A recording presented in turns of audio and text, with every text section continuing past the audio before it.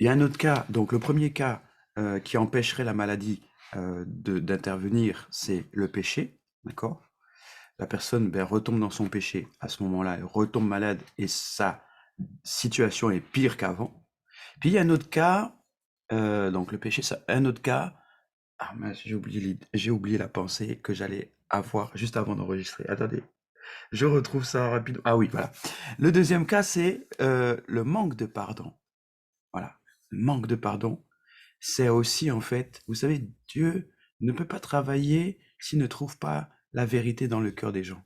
C'est très difficile à Dieu de travailler lorsqu'il n'y a pas de vérité dans le cœur des gens. C'est difficile à Dieu de travailler lorsqu'il n'y a pas de pardon dans le cœur des gens. Parce que le pardon, c'est la chose la primordiale que Dieu nous demande. Aime ton prochain comme toi-même. Pardonne aux autres. Dans le pardon, dans le fruit du pardon, dans le fruit de l'esprit, dans le fruit de l'esprit, il y a en fait le pardon. Dans l'amour, il y a le pardon. Or, nous savons que Dieu nous appelle à l'amour. Donc, s'il voit dans notre cœur de la haine ou bien un manque de pardon, ou bien tout simplement on refuse de pardonner quelqu'un, eh bien, ça peut être source de maladie, hein, parce que c'est prouvé même scientifiquement que voilà, l'amertume, la rancœur, toutes ces choses-là produisent des mauvaises choses dans notre vie physique et produisent des maladies, peuvent être source de maladies. Mais spirituellement, c'est pareil. Spirituellement, quelqu'un qui retient en fait, qui retient le pardon de quelqu'un, qui retient de la rancœur, de l'amertume, n'est pas un bon sujet pour Dieu pour être guéri. Parce que la guérison est une faveur de Dieu. Mais comment Dieu pourrait te faire une faveur alors que toi-même tu retiens la faveur pour les autres? Alors que toi-même tu peux disposer de cette faveur pour l'autre, de lui dire tout simplement, je pardonne, je te pardonne, tu m'as fait du mal, mais je te pardonne. Alors Dieu, voyant ça dans ton cœur, et il voit que tu souffres, il dit, eh ben, il te guérit aussi. Alors il faut faire attention, notre attitude de manière générale, là je parle du manque de pardon, du manque de pardon, mais notre attitude de manière générale peuvent arrêter la main de Dieu sur nous. Ok? Ça veut dire que je vis comme un pécheur et je m'attends à la grâce de Dieu. Pourtant, je connais les Écritures, mais je vis ma vie comme je veux. Voilà. Ben, Dieu peut te dire aussi, ben, vis ta vie comme tu veux. Tant que tu ne veux pas revenir vers moi, je ne suis pas dans l'obligation de te guérir. Ok? Donc, il y a des principes maintenant. Il y a des principes. Celui qui est malade, eh bien qu'il aille voir les anciens le oignant d'huile lui imposeront les mains. C'est une chose, c'est un principe que Dieu a établi. C'est quelque chose qui fonctionne. Mais pour les cas que je vous ai cités, ce sont des exceptions qui se produisent quand même beaucoup dans les églises, d'accord? Et qui sont source de non-guérison dans la vie des gens, d'accord? Et puis, il y a aussi dernière chose, il y a aussi le fait que le diable aime bien nous faire douter. Il nous emmène dans l'incrédulité. Il est très fort pour ça. Et il nous fait croire que nous ne sommes pas les candidats idéaux pour être guéris. Et bien souvent, nous tombons en fait dans cette facilité, entre guillemets, de se dire, dans ce rabaissement que Satan vient nous souffler à l'oreille, pour nous dire, mais qui es-tu pour recevoir cette guérison? Tu vois pas ta vie, tu pèches. Et Satan vient avec des paroles de culpabilité dans notre vie, pour nous faire croire que nous ne sommes pas des candidats potentiels pour la guérison. Voyez? Il vient nous dire, non, mais regarde ta vie, hier encore tu péchais, mais regarde ta vie, hier encore, il y a ça. Tu sais pas que Dieu va t'interdire la guérison? Non, non, ne te lève même pas, ne me demande même pas.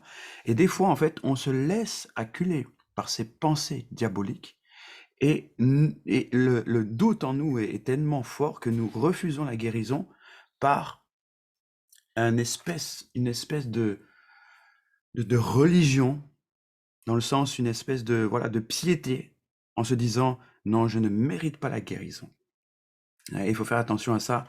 C'est vraiment un jeu diabolique. C'est vraiment, en fait, ce sont des pensées diaboliques. Si toutefois vous avez déjà eu ces pensées, c'est diabolique parce que Dieu a dit dans sa parole que par ses meurtrissures, nous avons été guéris.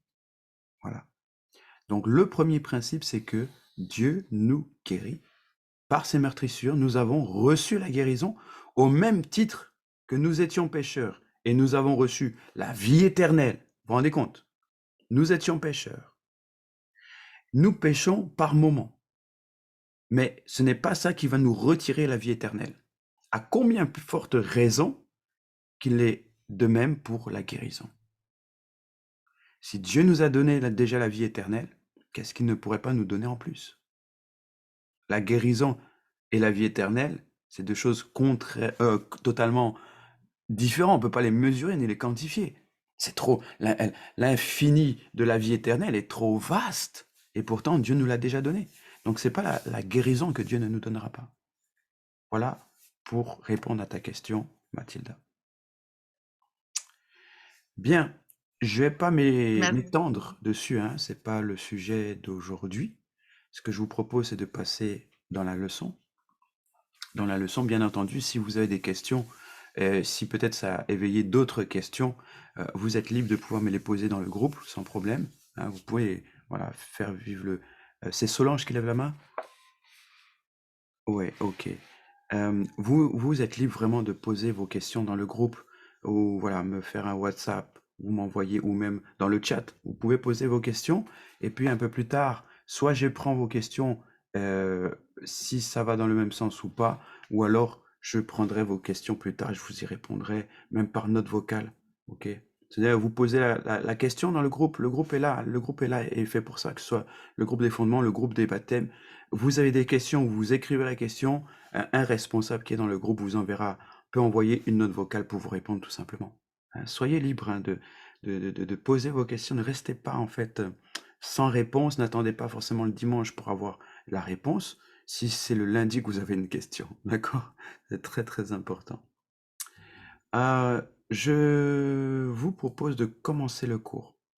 Aujourd'hui, on va voir un cours très important qui s'intitule La dîme et l'offrande. Alors, dans mes cours, c'est toujours très interactif, hein. Donc, je vous laisse la parole pour me dire un peu, vous, qu'est-ce que vous pensez de la dîme et de l'offrande, de me dire ce que vous comprenez, vous, dans la dîme et l'offrande, et peut-être que vous avez déjà été enseigné dessus. J'aimerais donc savoir un peu ce que vous pensez, et voilà, tout simplement, ce que vous pensez. Allez, la parole est donnée, vous pouvez démuter votre micro et répondre tout simplement. Désolée, moi j'ai débuté, mais je garde le fils à ma soeur qui crie. Donc je vais me déplacer quelques minutes parce que c'est vrai que j'avais une. Enfin, Ok. je ne sais pas bien sûr d'avoir compris par rapport à ça. Non, ne me suis pas. Alors, je sais pas si c'est un peu plus calme, je garde quand même un œil sur eux. D'accord. Alors, du coup, j'avais la question que j'avais. Bon, d'abord, je vais d'abord expliquer de ce que j'ai compris. Au niveau des dîmes et des offrandes, parce que je sais que le pasteur Radel en avait un tout petit peu parlé Ouais. lors d'un culte. Et si je ne me trompe pas, les dîmes et les offrandes, c'est ce qu'on donne lorsqu'on est touché par du coup, ce que dit le pasteur, lorsqu'on se sent concerné, afin en gros comment dire, de remercier Dieu en fonction de ce qu'on peut donner, je crois, si je ne me trompe pas, c'est ça. Ça, c'est l'offrande. Offrande. L'offrande, oui, oui, oui, c'est une réponse, c'est une bonne réponse.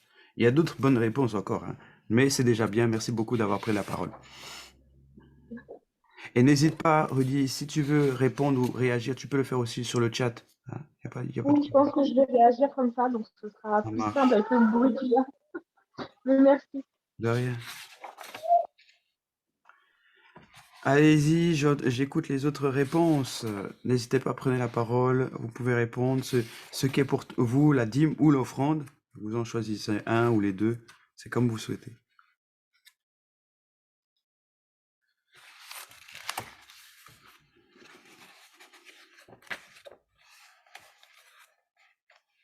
Alors, si vous n'avez pas de réponse à donner, je vous invite à prendre le Larousse, le dictionnaire ou une définition sur Internet et me lire tout simplement la définition de la dîme et la définition de l'offrande. Celui qui a la réponse en premier, vous pouvez donc démuter le micro et puis répondre tout simplement.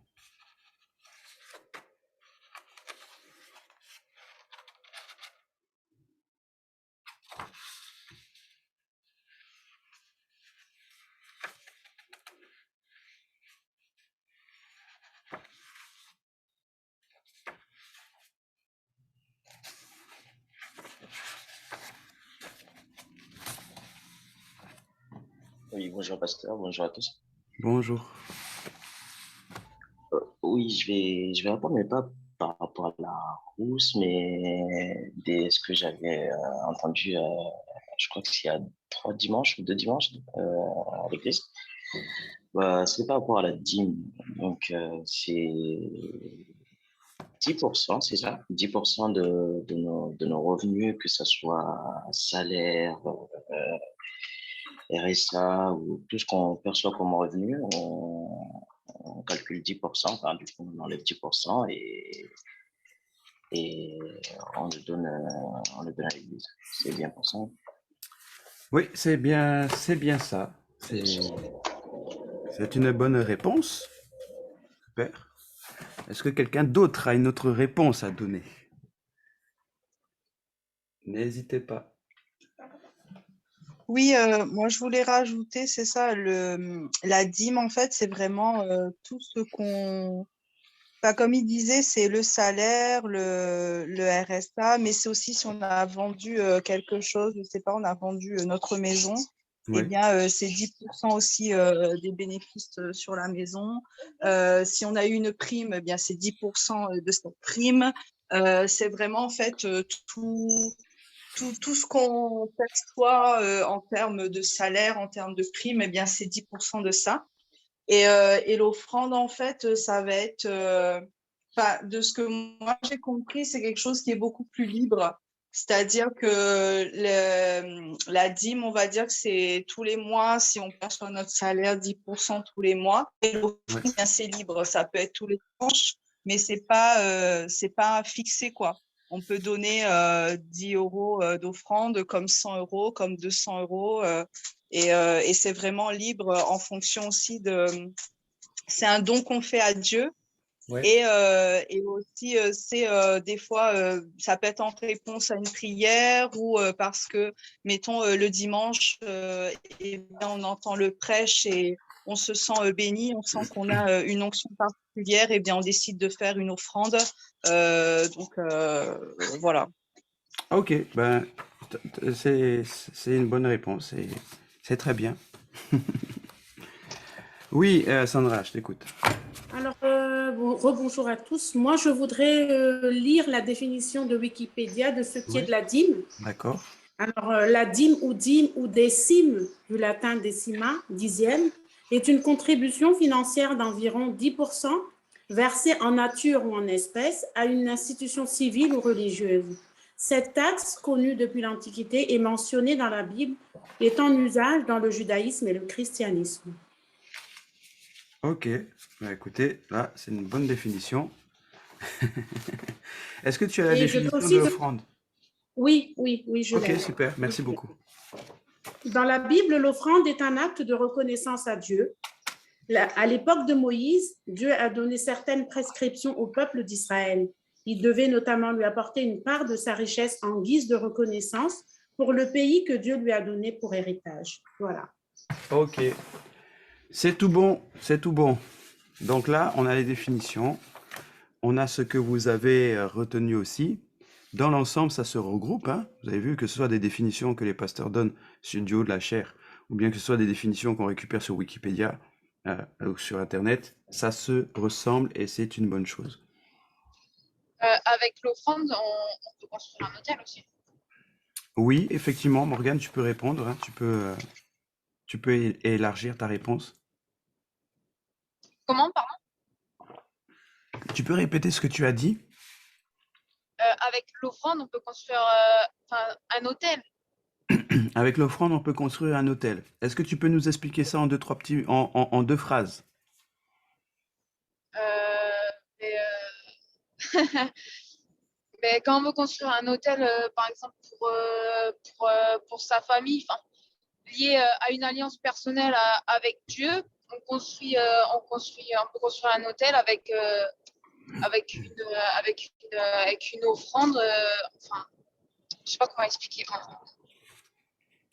Mais t'inquiète pas, on va continuer à expliquer ça. Ok, alors, Excusez-moi, pasteur, oui, est-ce que je pourrais poser une question? oui.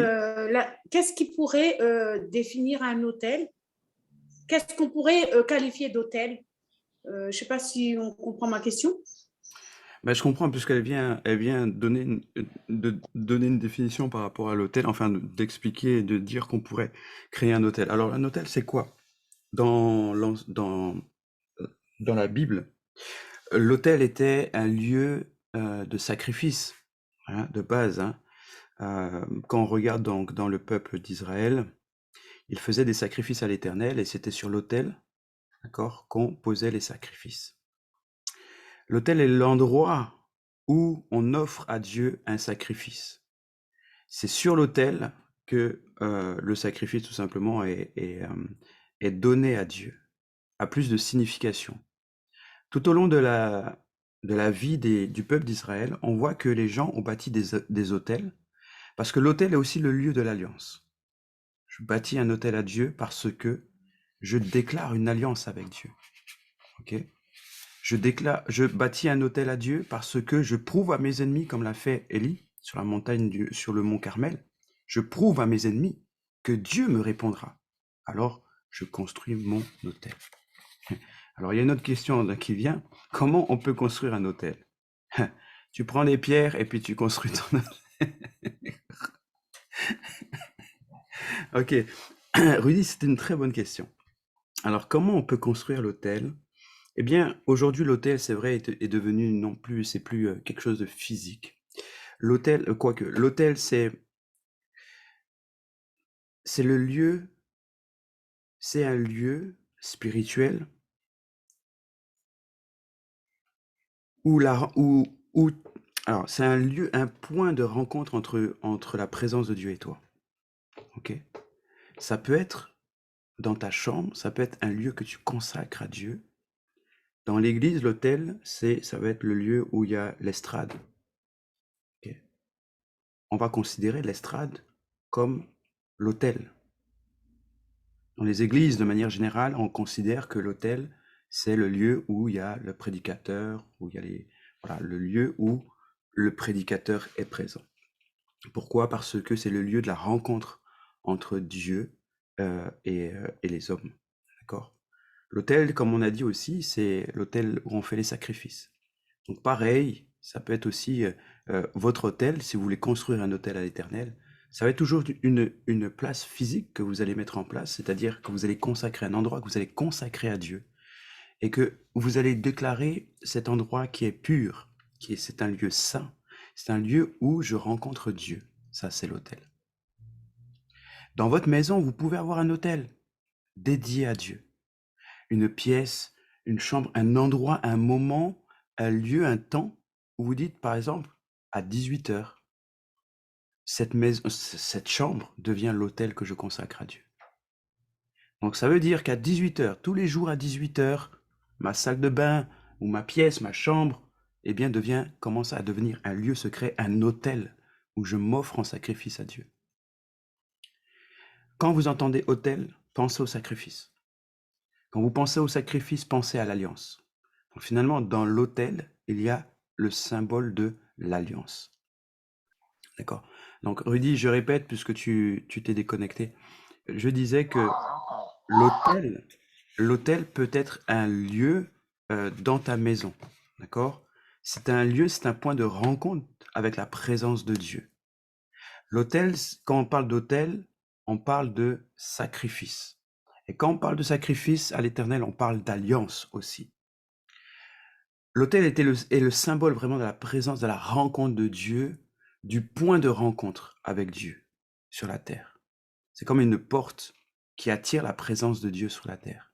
Et nous le voyons avec Jacob lorsqu'il fuyait la maison de son père pour aller chez son oncle Laban. Eh bien, il s'était reposé et dans un songe, il voit les anges qui montent et qui descendent sur le point où il était. Alors il décide de construire un autel à l'Éternel en signe de cela, et il disait, c'est l'endroit où les anges montent et descendent, c'est l'endroit où la présence de Dieu est. Voilà. Donc oui, effectivement, la croix est un autel aussi. C'est l'endroit où la présence de Dieu monte et descend dans un endroit. D'accord? C'est la rencontre sur la terre, ok, de la présence de Dieu. Alors on parle de l'autel. Ça, c'est très important. Et l'autel est un lieu saint. L'autel est un lieu saint. C'est un lieu que vous consacrez. C'est un endroit que vous consacrez. Et c'est dans cet endroit que vous faites le sacrifice dédié à l'Éternel. En rappel, par exemple, à l'alliance. En rappel à l'alliance que vous avez avec Dieu. Voilà. Si je peux vous donner voilà, cette définition qui est... cette définition, on va dire, que j'ai personnellement, voilà, que j'ai pu entendre et ce que j'ai personnellement, mais je pourrais vous apporter une réponse peut-être plus scriptuaire, d'accord, avec des textes bibliques à l'appui, pour que vous puissiez vous-même méditer dessus et puis avoir plus de précision. Voilà en réponse à la question de l'autel. Oui, Sandra. Pasteur, s'il vous plaît. Alors, Rudy, tu veux répondre? Oui. J'avais juste une question par rapport à ça, mais je vais laisser Sandra. D'accord, Sandra. Merci, Rudy. Pasteur, est-ce que le temps qu'on consacre à la prière peut être un autel? Non? Ou c'est seulement l'endroit? Alors, tu as l'endroit qui est important, mais l'endroit peut être marqué dans un temps. Voilà. Un autel va être marqué dans un temps. Parce que, je m'explique, un autel peut être détruit. Un autel peut être détruit pour une raison ou pour une autre. Si nous prenons le cas des autels qui ont été construits dans le passé par les Israélites, prenons le cas de Élie, qui était sur le mont Carmel et qui a fait égorger ensuite les prophètes de Baal. Il est raconté dans la Bible que lorsqu'il a placé un autel à l'Éternel, il a placé un autel à l'Éternel pour offrir en fait un sacrifice, pour offrir le sacrifice de ce gibier, en concurrence aux prophètes de Baal. Il est marqué en fait que c'était à l'époque un autel qui était déjà consacré à l'Éternel là où il était. C'est-à-dire que les autels en fait peuvent être brisés, peuvent être cassés, d'accord? Un autel peut être construit mais peut être aussi détruit, d'accord? Ça c'est très important à retenir. C'est-à-dire que l'autel n'est pas forcément dans le temps. Il ne dure pas s'il n'est pas renouvelé, cet autel, s'il n'est pas pris, si on ne prend pas soin de cet autel, il peut être détruit et à ce moment-là, il n'est pas infini dans le temps. D'accord? Ça, c'est très important à retenir. C'est-à-dire que l'autel, je peux le construire, mais il peut être détruit aussi. Et la question de Sandra, c'est est-ce que le temps peut être un autel? Et je dis oui, parce que le temps, en fait, peut être un temps que tu consacres à Dieu, d'accord, pour la présence de Dieu. C'est-à-dire, c'est dans l'exemple que je disais, tous les jours, à 18h, quel que soit l'endroit où je suis, ça devient un autel à l'Éternel. Tu vois? Donc là, à ce moment-là, tu définis ton autel, non pas par rapport au lieu, mais par rapport au temps. N'oubliez pas que l'autel est un sacrifice. Donc, c'est-à-dire que tu sacrifies ton temps et tu déclares que ce temps est un autel à l'Éternel. D'accord? Donc ça, c'est très important. OK? Voilà, j'espère que c'est clair. On va essayer d'avancer sur le cours. Ok, Rudy, tu voulais quand même réagir, je te laisse réagir rapidement, parce que c'était ta question à la base. Oui, du coup, tu as donné une réponse un peu à ma question, parce que moi, ma question, c'était est-ce qu'on peut construire l'autel dans un foyer où deux religions pas du tout identiques sont présentes? Parce que moi, j'explique rapidement mon cas. À l'heure actuelle, en fait, je ne suis plus avec le père Amachi. Malheureusement, je ne peux pas le mettre dehors au vu du fait que monsieur apparaît sur le bail. Sauf que monsieur est d'une religion musulmane, donc c'est souvent conflictuel. Et j'aurais voulu savoir, est-ce qu'on peut monter un hôtel quand même, par exemple dans une chambre ou autre, malgré qu'il y ait une autre religion de présente dans la maison? Tu peux parfaitement. C'est ce que Daniel faisait dans sa chambre à l'époque du roi. Tous les soirs à l'heure de l'offrande du soir, donc c'est 18h, eh bien Daniel ouvrait sa fenêtre et il priait son Dieu. Donc, il consacrait ce temps et sa chambre était son autel devant Dieu. D'accord? D'accord. Alors que ben, il était le seul juif qui adorait le Dieu unique, alors que dans le royaume, on adorait quelqu'un d'autre. D'accord? Donc, tu es parfaitement en mesure, toi personnellement, de monter un autel dans ta maison, d'accord? De consacrer un lieu. Vous savez, l'autel, ça peut être juste une chaise où tu t'assois.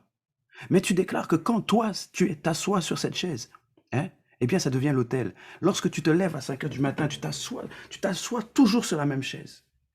Parce que tu as déclaré que cette chaise-là, c'est mon autel. Lorsque je m'assois dans cette chaise et que j'ouvre ma Bible, ça devient l'autel. Ok? C'est très important, bien aimé. La Bible est remplie de symboles. Il faut aussi que nous apprenions à marcher avec les symboles aussi. Ok?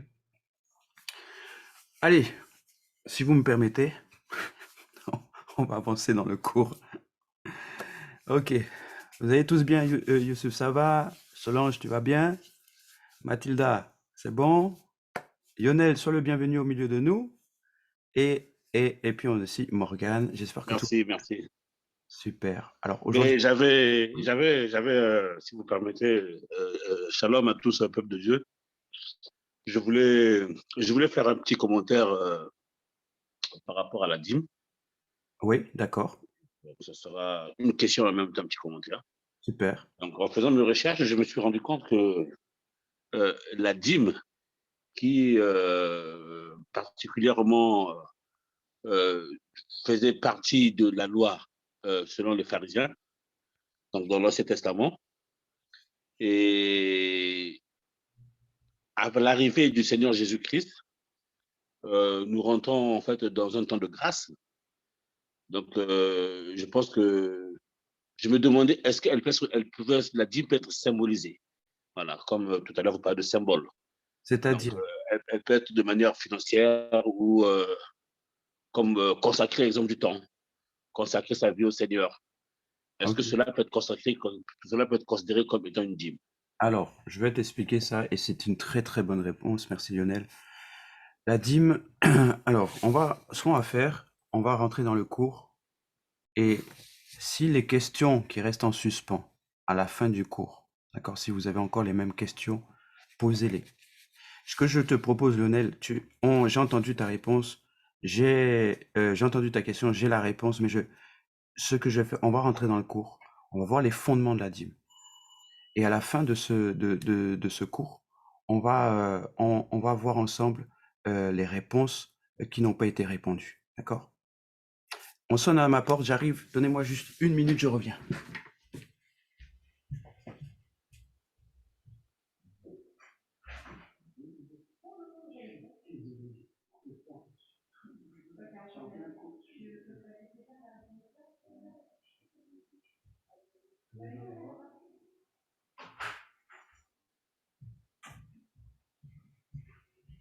Bon, allez, ça y est, je suis là. Désolé. C'est reparti. Donc, on va voir ensemble déjà l'origine de la dîme. D'accord? Pour commencer, on va voir un peu l'origine de la dîme. Tout d'abord, je vais apporter cette précision.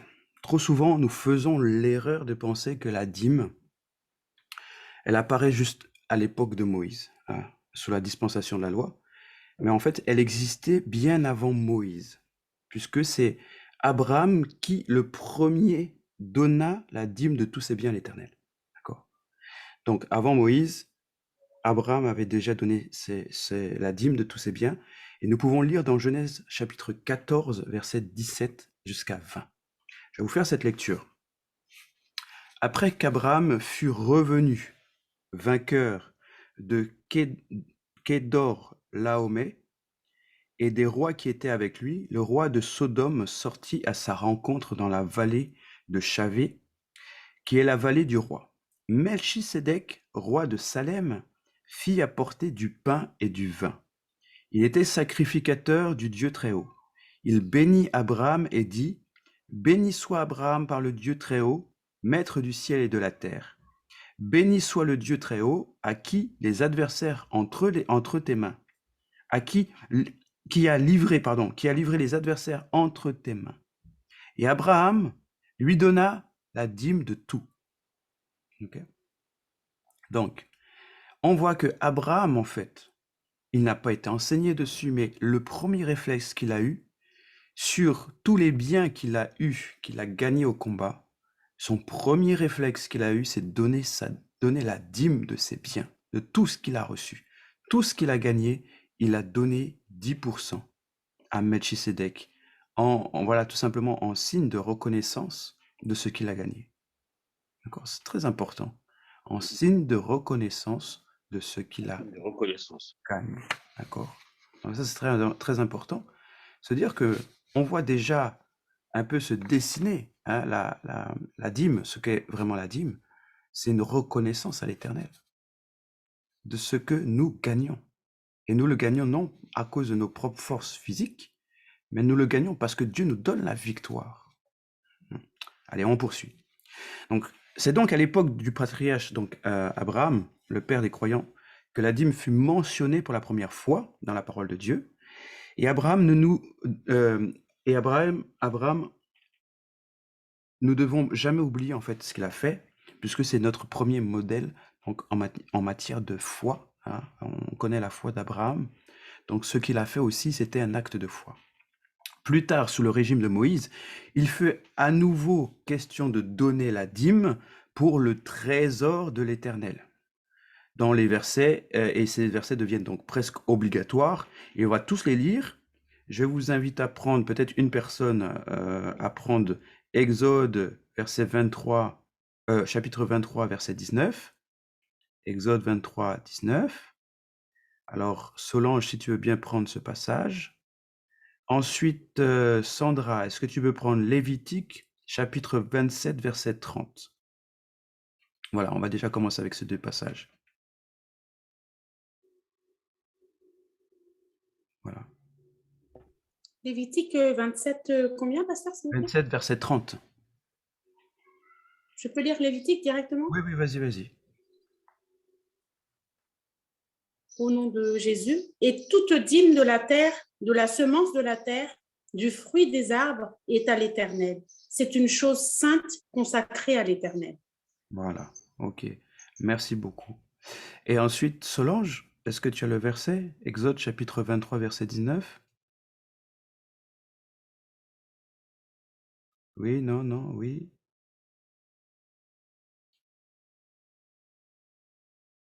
Ah. Bon.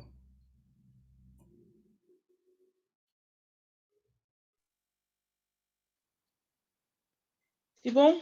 Oui. Ok.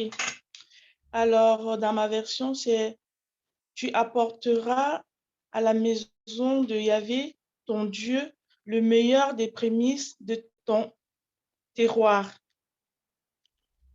Ok. Ça, c'est Exode? Oui, et je suis à l'Exode 23, 19, c'est ça? Oui, c'est ça, c'est bon. Ok. Donc, on voit qu'il est question de reverser sa dîme, d'accord? Donc, un dixième à l'Éternel sur ce que nous gagnons. Et là, on parle des fruits de la terre. On parle même pas d'argent. D'accord? Et ça, c'est important. On parle des fruits du terroir. On parle des fruits de ce que nous gagnons, de ce que nous recevons de la terre, des produits du sol. On ne parle pas encore d'argent, mais on parle de la subsistance de l'homme. On parle dans le fait que, j'ai fait des récoltes et je donne un dixième à l'Éternel. Et je donne un dixième à la maison du trésor, à Dieu. Donc là, on nous apprend tout simplement que ce versement est obligatoire. D'accord? Ce n'est pas un conseil que Dieu nous donne, c'est une obligation qui fonctionne dans le principe de Dieu. Donc, à partir de cet instant, sous le régime de Moïse, la dîme devient obligatoire. D'accord? C'est un versement obligatoire qui est donc dans le peuple de l'Éternel. Donc, on sait que Dieu ne change pas. Il est le même hier, aujourd'hui, éternellement. Ce qui est acté hier est aussi acté pour aujourd'hui. Donc, nous savons que la dîme est obligatoire. En tout cas, pour le moment, sous la loi de Moïse. De nos jours, bien que nous ne vivions plus, on ne vit plus sous la loi de Moïse, d'accord? Nous ne pouvons cependant pas ignorer ce qu'elle dit. Nous vivons, il est vrai, sous la grâce, et nous sommes fils d'Abraham, car nous avons été justifiés par la foi. Ainsi, nous pouvons faire au moins autant que Moïse, d'accord? Et même plus, puisque maintenant, nous sommes fils d'Abraham. Il appartient donc à chacun de faire le point devant Dieu sur la question de la dîme.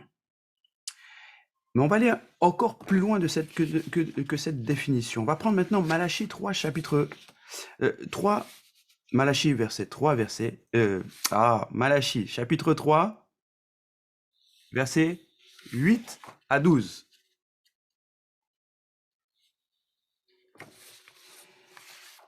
Malachie chapitre 3, versets 8 à 12, et je vais vous faire la lecture. Prends ma Bible rapidement.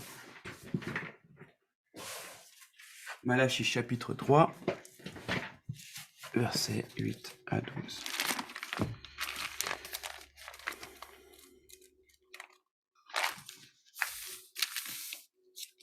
Et je vais prendre la partie même du verset 6.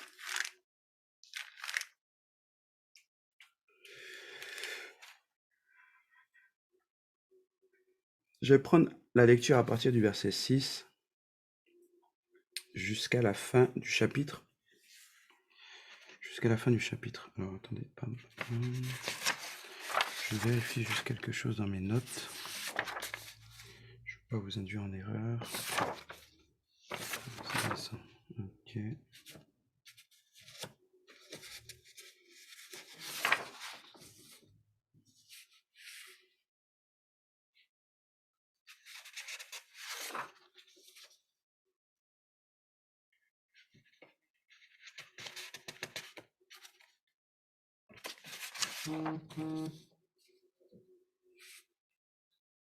Ok.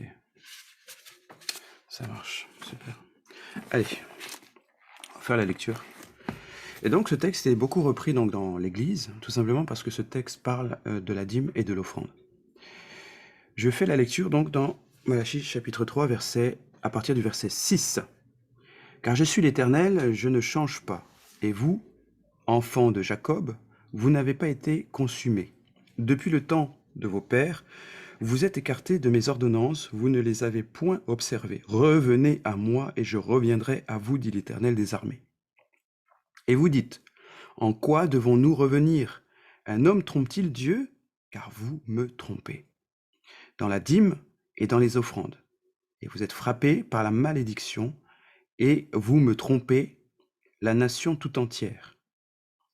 Apportez à la maison du trésor toutes les dîmes, afin qu'il y ait de la nourriture dans ma maison. Mettez-moi de sorte à l'épreuve. Mettez-moi de sorte à l'épreuve, dit l'Éternel des armées. Et vous verrez si je n'ouvre pas pour vous les écluses des cieux, et si je ne répands pas sur vous la bénédiction en abondance. Pour vous, je menacerai celui qui dévore, et il ne vous détruira pas les fruits de la terre, et la vigne ne sera pas stérile dans vos campagnes, dit l'Éternel des armées. Toutes les nations vous diront, heureux, car vous serez un pays de délices, dit l'Éternel des armées. Vos paroles sont rudes contre moi, dit l'Éternel. Et vous dites, qu'avons-nous dit contre toi? Vous avez dit, c'est en vain que l'on sert Dieu. Qu'avons-nous à gagner à observer ses préceptes et à marcher avec tristesse à cause de l'Éternel des armées? Maintenant, nous estimons heureux les hautains. Oui, les méchants. Oui, les méchants prospèrent. Oui, ils tentent Dieu et ils échappent. Alors ceux qui craignent l'Éternel se parlèrent l'un à l'autre. L'Éternel fut attentif et l'écouta, et un livre de souvenirs fut écrit devant lui pour ceux qui craignent l'Éternel et qui honorent son nom. Ils seront à moi, dit l'Éternel des armées. Ils m'appartiendront au jour que je prépare. J'aurai compassion d'eux comme un homme a compassion de son fils qui le sert. Et vous verrez de nouveau la différence entre le juste et le méchant, entre celui qui sert Dieu et celui qui ne le sert pas. Amen. Ce passage est plein d'instructions pour nous. Il est plein d'instructions pour nous. Ok, donc nous avons vu précédemment que la dîme et l'offrande, on parle de la dîme, que la dîme est obligatoire sous la mention donc à partir d'Abraham, à partir de Moïse, elle rentre dans la loi. Mais vous savez que c'est la même loi qui dit aussi que tu n'auras devant toi que l'Éternel ton Dieu. Hein. Tu ne convoiteras pas la femme de ton prochain. Tu auras l'Éternel ton Dieu sera ton Dieu. C'est ces mêmes lois qui se retrouvent dans toute la loi, dans tout Lévitique, hein. Ce sont ces mêmes lois que nous avons aujourd'hui, que nous avons gardées aujourd'hui, qui sont les fondements aussi de la vie chrétienne, qui sont les fondements du principe de Dieu, d'accord? Et la loi de la dîme en fait partie. Donc, on ne peut pas juste dire qu'on est maintenant sous la grâce et on ne vit que sous la grâce, et puis on oublie tous les principes et les règles du royaume des cieux. Non, on marche avec tous les principes, ou on ne marche pas du tout avec les principes de Dieu. Ça veut dire que si la dîme faisait partie à l'époque de la loi, elle fait toujours partie des règles de la loi de Dieu sur la terre. Tu aimeras ton Dieu de tout ton cœur, de toute ton âme, de toute ta pensée. C'est une loi que Dieu a écrite, et elle est dans le même, on va dire, dans le même volume de règles de loi que la dîme. Donc, on ne peut pas exclure déjà la dîme en se disant que nous sommes maintenant sous le régime de la grâce, donc il n'y a pas de dîme. C'est faux. Dieu ne change pas, il reste le même aujourd'hui, éternellement, et demain aussi, il sera encore le même. Et ses principes sont les mêmes. Les principes ne sont pas temporels, elles sont rattachées au royaume de Dieu. Et ça, c'est très important. Le royaume de Dieu ne fonctionne pas avec le temps des hommes. Il a son propre temps. Et lorsque Dieu déclare une chose, la chose est valable pour l'éternité. D'accord? C'est très important. Donc nous voici dans ce passage de Malachie 3, où Dieu parle en fait à son prophète Malachie, et il déclare que les hommes et les femmes qui constituent son peuple le trompent, et les hommes ne comprennent pas en quoi on trompe Dieu. Alors, Dieu explique tout simplement que c'est dans les dîmes et dans les offrandes que le peuple trompe Dieu. C'est-à-dire qu'à un moment donné, certainement ils se sont dit, la dîme, ça sert à rien de la donner, de toute façon le méchant lui prospère aussi, il ne donne pas sa dîme, et pourtant il prospère, il voyait certainement, on va dire, les lobbies et tous ces gens-là qui ne connaissent pas Dieu, et eux, ils prospèrent, et puis nous, on connaît Dieu, et puis on est pauvres. Ah non, je ne vais pas donner ma dîme, à quoi ça sert? Vous voyez? C'est le même schéma de pensée qu'aujourd'hui on peut avoir. Ah non, je ne vais pas donner ma dîme. Je ne vais pas m'appauvrir alors que les autres, là, ils ne donnent pas la dîme, et puis ils prospèrent. Non. Ah non, je refuse. Vous voyez? Et ce sont ces mêmes systèmes de pensée, en fait, que les hommes avaient à l'époque. Puisque, à la fin de ce passage, il est clairement dit, maintenant nous estimons heureux les hautains, oui, les méchants prospèrent, oui, ils tentent Dieu et ils échappent. C'est-à-dire que ce sont des plaintes que les hommes faisaient monter. Ils se disaient que non, les méchants prospèrent, ils sont heureux, ils tentent Dieu, c'est-à-dire qu'ils provoquent même Dieu. Mais malgré ça, ils en échappent et sont toujours riches, et nous sommes toujours pauvres. Entre guillemets, d'accord? Mais c'était toujours ces mêmes préoccupations, ces mêmes questions, et ces mêmes choses que nous pouvons aussi avoir dans notre cœur concernant la dîme et concernant l'offrande. Alors voilà ce que l'Éternel déclare. Il déclare, vous me trompez dans les dîmes et dans les offrandes, et Dieu déclare maintenant, au verset 9, vous êtes frappés par la malédiction. Et vous me trompez, et la nation tout entière me trompe. Vous me trompez moi, et vous trompez toute la nation. Et il déclare maintenant, Dieu donne une instruction, d'accord? Dieu maintenant va donner une instruction à son peuple. Au verset 10, apportez à la maison du trésor toutes les dîmes. Dieu est en train de rappeler ce qu'il a dit à Moïse, ce qu'il a dit dans Exode, d'accord? Il rappelle ce qu'il a dit à Moïse, il rappelle au peuple d'apporter à la maison du trésor toutes les dîmes, afin qu'il y ait de la nourriture dans ma maison. On sait que Dieu n'a pas besoin d'argent. Et lorsqu'il parle de ma maison, ce n'est pas la maison qui est dans le ciel, c'est la maison qui est sur la terre. C'est-à-dire que Dieu a une maison sur la terre, puisqu'il dit ma maison. mais c'est simplement une symbolique dans le sens où c'est le lieu où on adore Dieu. Aujourd'hui, dans le temps actuel où nous vivons, la maison de Dieu, Dieu a plusieurs demeures, et ça va être les églises. Même si nous savons que l'église aujourd'hui ce n'est pas le bâtiment, d'accord? On ne parle pas de l'église locale, là on ne parle pas du bâtiment, mais on parle de la maison de l'Éternel, d'accord? C'est-à-dire que Dieu aujourd'hui est propriétaire de plusieurs maisons sur la terre. Et les propriétés de l'Éternel sont les églises. Ça veut dire que dans chaque maison où Dieu est propriétaire, cette maison doit prospérer. Dieu appelle la prospérité de sa maison à elle, d'accord? Je ne parle pas de la prospérité du pasteur ou la prospérité de quelqu'un. Je parle de la prospérité de la maison de Dieu. Et Dieu déclare que non, apportez à la maison du trésor la dîme il y a une raison en fait à la dîme. Dieu est en train d'exprimer une raison à la dîme. Dieu explique aux hommes que il faut apporter la dîme dans sa maison. Pourquoi? Il donne une raison, afin qu'il y ait de la nourriture dans ma maison. On sait que Dieu ne mange pas les mets qu'on nous donne, Dieu ne mange pas les fruits qu'on donne, Dieu ne mange pas les produits qu'on donne à l'Éternel. On sait que si l'argent, on le met, il va être stocké, d'accord? L'argent ne va jamais disparaître par hasard, il peut aller dans le ciel de Dieu. Non, c'est faux, d'accord? Donc, se dire que ce que nous apportons a une utilité dans la maison de l'Éternel. Ce que nous apportons a une utilité dans la maison de l'Éternel. D'accord? Ça, c'est très important. C'est très important, pourquoi? Parce que ça veut dire que d'un point de vue spirituel, Dieu nous demande de faire quelque chose, d'obéir à sa parole, parce qu'il y a une conséquence dans le plan physique. Cette conséquence, c'est qu'il y ait toujours de la nourriture dans ma maison. La nourriture, c'est la subsistance de quelqu'un. Quand on parle de nourriture, on parle de subsistance. On sait que c'est au travers de la nourriture que les hommes et les femmes restent en vie. Et vous ne pouvez pas me dire le contraire. Arrêtez de manger, arrêtez de boire, on va voir combien de temps vous allez vivre encore sur la terre. Donc on sait que ce n'est pas simplement le souffle de vie qui nous maintient en vie, mais c'est aussi le manger et le boire. Donc l'Éternel demande que la subsistance soit et demeure toujours dans sa maison. Et aujourd'hui, la subsistance, c'est quoi? Dans nos églises aujourd'hui, dans les demeures, la maison de Dieu sur la terre, les propriétés de Dieu. Les églises sont les propriétés de Dieu sur la terre. Il demande que dans ces propriétés, il ne manque jamais de rien. Il ne manque pas de nourriture. Il ne manque pas d'électricité. Il ne manque pas de gaz. Il ne manque pas de chauffage dans sa maison. Il ne manque pas, en fait, des choses utiles au fonctionnement de la maison de l'Éternel. D'accord?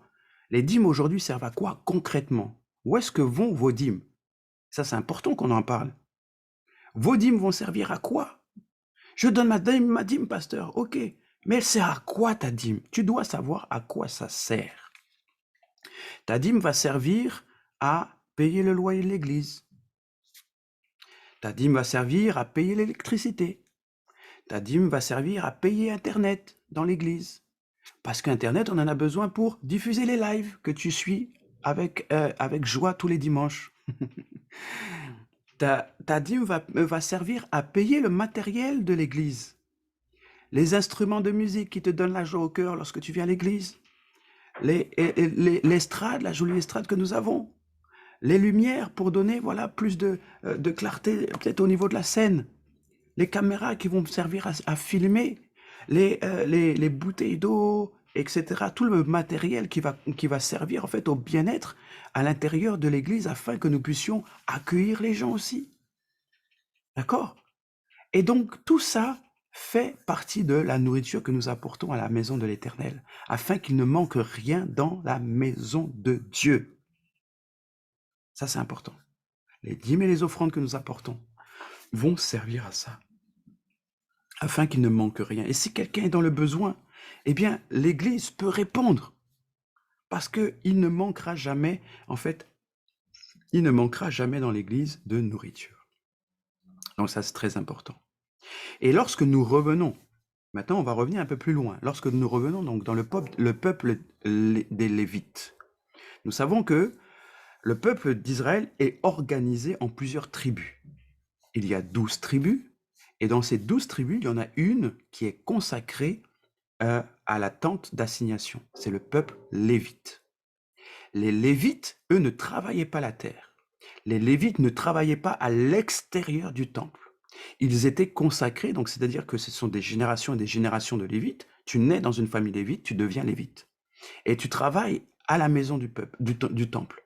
Tu travailles à la tente d'assignation. Tu travailles en tant que tu deviens un chantre de l'Éternel. Directement, tu es assigné, en fait, à tout ce qui va être dans la maison de Dieu. Tu vas être assigné aux corvées, aux tâches, au nettoyage des ustensiles. Tu vas être assigné à chanter des louanges à l'Éternel 24 heures sur 24. Tu vas être assigné, je sais pas, en tout cas, à balayer la cour du roi, la cour intérieure, à laver, voilà, tu vas être assigné en fait à une tâche à l'intérieur, mais tu ne vas pas travailler à l'extérieur. Donc tu ne peux pas apporter de dîme à l'Éternel. Tu n'as pas le temps pour aller chercher ta nourriture à l'extérieur. Tu n'as pas le temps de pouvoir pourvoir aux besoins de ta famille, parce que toi, la tâche que Dieu t'a assignée, c'est la maison de l'Éternel. Maintenant, la question que se pose, ok pasteur, mais on fait comment maintenant? Et les Lévites peuvent poser la question comme ça à Moïse, mais ok, tu nous assignes cette tâche, mais comment on fait pour gagner notre vie? Comment on fait pour manger si nous sommes toujours assignés à la maison de l'Éternel? Et c'est pour cette raison que dans la loi, il est dit que les 11 autres tribus vont venir apporter un dixième de leur production à la maison de l'Éternel, afin que la tribu des Lévites, qui sont consacrés à la maison de l'Éternel, puisse subvenir à leurs besoins. Vous comprenez qu'aujourd'hui, lorsqu'un pasteur, d'accord, reçoit un salaire sur la dîme, c'est parce qu'il se consacre à la maison de l'Éternel, que l'Église, d'accord, tout entier, qui représente les 11 autres tribus, participe maintenant aussi à ce qu'il ne manque de rien. Parce que son temps, d'accord, à lui, c'est pour se consacrer à la maison de l'Éternel. C'est très important que vous puissiez comprendre ça. Parce que ça, c'est l'origine. Et c'est pour cette raison aujourd'hui qu'il y a des pasteurs qui sont salariés d'une église et que ce sont nos dîmes, d'accord, qui soutiennent son salaire. Et c'est normal. D'accord, c'est normal. Mais il faut être clair que ce n'est pas toutes les dîmes, c'est une partie. D'accord? Pour que le pasteur, les pasteurs et le fonctionnement dans l'église soient corrects. Vous imaginez une église qui est sale, qui n'est pas propre, qui n'est pas fonctionnelle, et puis le pasteur, lui, il vit en villa avec des grosses voitures, etc. Mais ça, ce n'est pas la justice de Dieu non plus. Il faut être... là, il y a un problème. Il y a un problème. Mais vous avez la grâce, nous avons la grâce de Dieu d'être dans une très bonne église. Nous sommes enseignés et nous voyons aussi que les dîmes et les offrandes servent à quelque chose dans l'église. On voit que waouh, là, il y a non seulement l'onction, la présence de Dieu est là, mais aussi on voit que l'église évolue et que nos dîmes et nos offrandes ne servent pas juste à quelqu'un dans l'église, mais servent à l'univers, à la maison de l'Éternel. Et il ne manque rien dans la maison de l'Éternel. D'accord? Et ça, c'est très, très important que vous puissiez retenir ça. Pourquoi aujourd'hui, eh bien, il y a des ministères dans l'Église qui sont rémunérés par les dîmes, par les offrandes? C'est tout simple, c'est biblique. C'est biblique. Et vous savez, dans le peuple des Lévitiques, eh bien, il n'y avait pas que celui qui dispensait la parole. Hein? Il y avait aussi les chantres à l'intérieur. Et tous ceux qui s'occupaient d'une tâche, même celui qui balayait, recevait en fait son pain, d'accord, sa nourriture, ses provisions, grâce aux autres 11 tribus qui travaillaient et qui emmenaient la dîme. D'accord? Même celui qui avait une petite tâche dans l'église, qui était assigné au temple pour balayer la cour, nettoyer 24 heures sur 24, il recevait son pain et sa subsistance grâce aux dîmes, d'accord, des 11 autres tribus. Vous voyez? Donc ça, c'est important. Aujourd'hui, on voit que le pasteur, mais il n'y a pas que le pasteur dans l'église. Il y a tous ceux qui travaillent devraient normalement, selon la loi, devraient aussi être rémunérés par les dîmes. Mais aujourd'hui, ce n'est pas le cas. Parce que, eh bien, les dîmes ne suffisent pas. D'accord? Ça, c'est très important qu'on puisse comprendre ça. D'accord? C'est très, très important qu'on puisse comprendre ça. On va poursuivre, et je ne serai pas très long, mais on va poursuivre C'est pour cette raison que Dieu, en fait, est dans son droit de dire, oui, vous me trompez, parce que vous n'apportez pas à la maison de trésor les dîmes, afin qu'il y ait de la nourriture. C'est-à-dire que Dieu constate, lorsqu'il déclare cette parole à Malachie, Dieu constate que dans sa maison, il n'y a plus assez de nourriture. Il constate que dans sa maison, eh bien, les gestionnaires ne font pas bien leur travail. Il constate que dans sa maison, il manque de nourriture et de subsistance dans sa maison. Et que peut-être les Lévites, ils ont du mal en fait à joindre les deux bouts. Que ceux qui sont au temple, qui sont assignés au temple, ils ont du mal. Parce que les gens ne donnent plus les dîmes. D'accord? Et Dieu, à ce moment-là, il reprend sévèrement le peuple. Et Dieu déclare, mettez-moi à l'épreuve, et vous verrez si je n'ouvre pas les écluses des cieux. Les gens ne mettent plus les dîmes et les offrandes parce qu'ils constatent que on met notre subsistance, on s'appauvrit, tandis que le méchant, lui, il prospère. Il provoque même Dieu, mais il prospère. Ok. Donc Dieu est en train de dire, mettez-moi de la sorte à l'épreuve, vous verrez ce que je vais faire pour vous. Vous verrez ce que je vais faire pour vous. Et la Bible nous instruit et nous montre qu'il y a un esprit qui s'appelle le dévoreur. On est au verset 11. Pour vous, l'Éternel Dieu dit, pour vous, je menacerai celui qui dévore, et il ne vous détruira pas, il ne détruira pas les fruits de la terre, et la vigne ne sera pas stérile dans vos campagnes, dit l'Éternel des armées. Ok? Alors, Dieu est en train de nous enseigner qu'il y a un esprit qui s'appelle le dévoreur, ok, celui qui dévore. Et l'esprit de celui qui dévore provoque des ravages dans les vignes, dans les fruits de la terre, dans les vignes, et il rend stérile la vigne, donc c'est-à-dire que les vignes ne portent plus de fruits, et que la terre ne donne plus en fait de fruits non plus. D'accord? Donc il y a un dévoreur, il y a quelque chose, c'est imagé, mais c'est un esprit méchant qui se balade et qui détruit en fait la richesse des chrétiens aujourd'hui. Il touche à la richesse des chrétiens. Il touche à la richesse des enfants de Dieu. Il touche en fait pour que le chrétien puisse s'appauvrir. Alors, aujourd'hui, on n'est pas tous agriculteurs, donc je vais essayer de vous prendre des images. Aujourd'hui, ça peut être le dévoreur. Tu as ta voiture sur ton parking et puis quelqu'un vient vandaliser ta voiture. C'est le dévoreur. Parce que ta voiture, tu en as besoin pour aller au travail. C'est le dévoreur.